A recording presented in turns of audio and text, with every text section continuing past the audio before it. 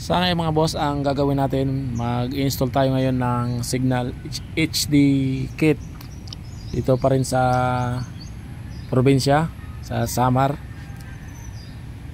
Ay mga boss, doon mga boss sa open area na yon, doon ang direction ng southwest 220, yun ang para sa signal. Doon natin iharap ang satellite dish antenna. Ayan yung open area na yan dyan. Adi makusog di da signal. Doon nakaharap ang antenna. Ito, assemble na natin at mayroon silang ladder. Maraming salamat dahil mayroon ladder. Diyan natin yan ikakabit.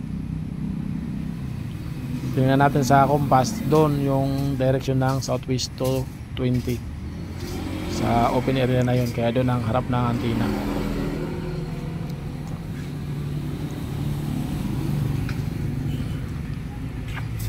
Kabit ko muna ang LNB at ang cable wire.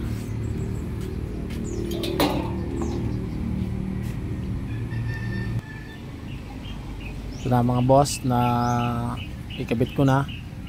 Ayan, meron na yan signal gamit ang ating satellite finder, at dito nilagyan natin pinaka breeze, yung dalawang ano nya, tubo nilagay natin dito para hindi magalaw kapag mahangin, para naka-steady. Yan ang southwest 220 para sa signal or GSAT.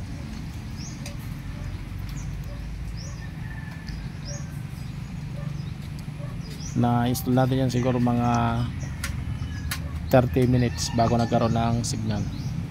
Ayan. Siyang signal, ikakabit lang natin yan sa TV.